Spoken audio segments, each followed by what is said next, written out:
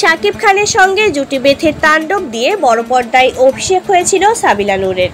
সেই অভিজ্ঞতার পর এবার তাকে দেখা যাবে সিয়াম আহমেদের বিপরীতে। মেহেদী হাসান হৃদয় বরবাদের পর নতুন সিনেমা নির্মাণে নেমেছেন, নাম রাক্ষস।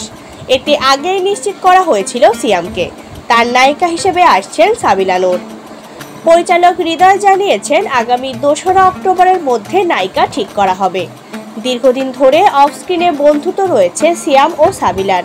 নাটকে একাধিকবার একসঙ্গে কাজ করলেও বড় পর্দায় এবারই প্রথমবার তাদের দেখা যেতে পারে জুটি হয়ে। রাক্ষস হবে পূর্ণাঙ্গ অ্যাকশন ধর্মী একটি কাজ। দেশ ও বিদেশ মিলিয়ে নভেম্বরের মাঝামাঝি শুরু হবে শুটিং।